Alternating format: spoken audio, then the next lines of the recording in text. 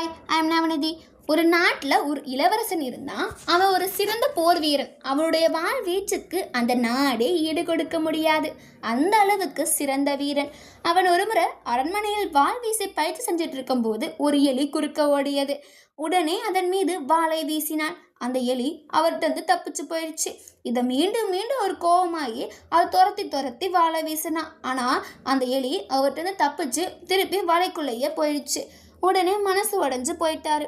அப்போ அரசர் கேட்குறாரு, ஏன் சோகமாக இருக்கன்னு கேட்டதுக்கு, இந்த நாடே எனது வாழ்வீசும் திறமைக்கு ஈடு கொடுக்க முடியாத போது இந்த சாதாரண எலியை என்னால் கொல்ல முடியவில்லையே என விவரித்தான் இளவரசன். மன்னர் சிரித்துவிட்டு, எலியை கொல்ல வாள் பயிற்சி எதற்கு? அரண்மனை பூனையை கொண்டு வந்தாலே போதுமே அப்படின்னு சொன்னார். உடனே அரண்மனை பூனை வரவழைக்கப்பட்டது. அந்த பூனையும் எலியை வேட்டையாட முயன்றது. ஆனாலும் அந்த எலி எளிதாக அதனிடமிருந்து தப்பிச்சு சென்றுச்சு. மீண்டும் இளவரசருடன் அரசரும் கோபமானாங்க. அப்போ மந்திரி கேட்குறாரு, என்ன அரசே, நீங்களும் இளவரசரும் சோகமாக இருக்கிறீங்க அப்படின்னு கேட்டதுக்கு அரசர் சொல்கிறாரு, நம் நாட்டு பூனைகள் எதற்கு லாய்க்கி அப்படின்னு சொல்கிறாரு. உடனே மந்திரி ஒரு பதில் சொல்கிறாரு, நம் நாட்டு பூனைகள்லாம் சரிப்பட்டு வராது. ஜப்பான், பாரசீகம் போன்ற நாடுகள் இருக்க பூனைகள் புலி உயர வளர்ந்துருக்குங்க, அவங்களையே வரவழைப்போம் அப்படின்னு சொன்னார். அந்த பூனைகளும் அந்த எலியை பிடிக்க ட்ரை பண்ணப்ப அவங்களாலையும் முடியல. அது அங்கேருந்து தப்பிச்சிருச்சு அந்த எலி.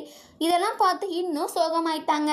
அப்போ அரண்மனை காவலன் இதுக்கு போய் எதுக்கு ஜப்பான், பாரசீக பூனைகள்லாம் எதுக்கு, எங்கள் வீட்டு பூனையே போதும் அப்படின்னு சொல்கிறாரு. மன்னருக்கு நம்பிக்கையே இல்லை. என்னோட அரண்மனையில் வளர்ந்து வரும் பூனையாலே முடியாதது உன் பூனையால் முடியுமா அப்படின்னு கோபமாக சொல்கிறாரு. உடனே இளவரசர், சரி உன்னோட பூனையை கொண்டு வா பார்க்கலாம் அப்படின்னு சொல்கிறாரு.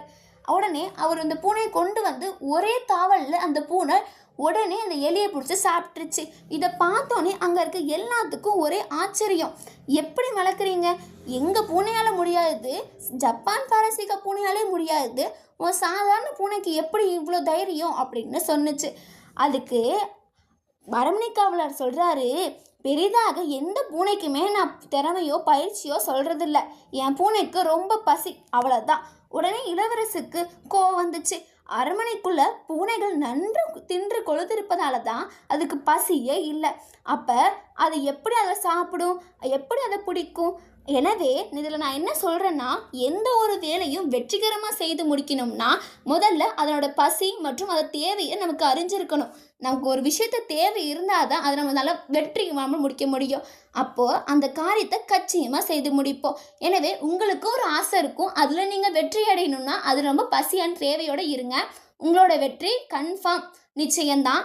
மீண்டும் ஒரு புதிய நிகழ்ச்சியில் உங்களை சந்திக்கும் வரை உங்களிடமிருந்து விடைபெறுவது சா நவநிதி, 12th T6, பாரதி மேல்நிலைப்பள்ளி, ரெட்டிப்பட்டி, நாமக்கல். நன்றி, வணக்கம்.